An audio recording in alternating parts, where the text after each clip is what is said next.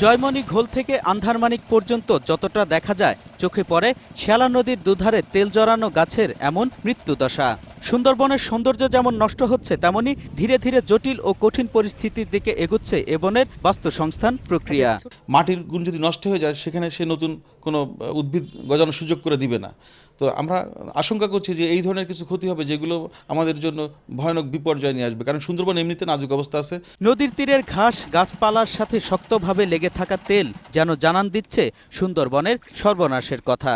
শ্বাসমূলে শক্তভাবে লেগে থাকা তেলের কারণে জীবন সংকটে জীববৈচিত্র্য।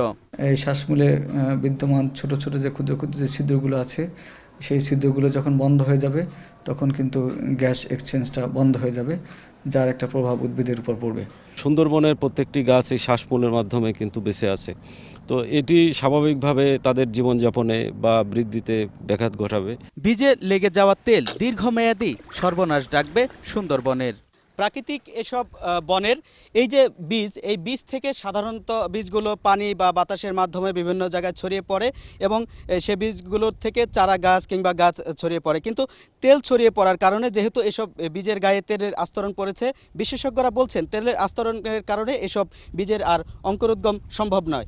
ট্যাঙ্কার ডুবির 3 দিন পর তেল সংগ্রহ শুরু করে স্থানীয়রা, আর 5 দিন পর বন বিভাগ তেল অপসারণ কাজ শুরু করে, তাও আবার সনাতনী পদ্ধতিতে।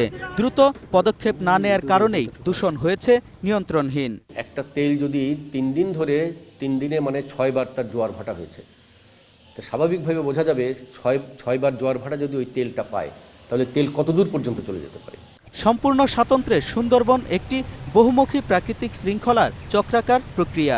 মানবসৃষ্ট কোনো জটিলতায় তার ছেদ ঘটলে পুরো কাঠামোই ভেঙে পড়বে, যা এখন দৃশ্যমান, এমনটাই মত বিশেষজ্ঞদের। আলী আহমেদ, 21 টেলিভিশন, মংলা, সুন্দরবন।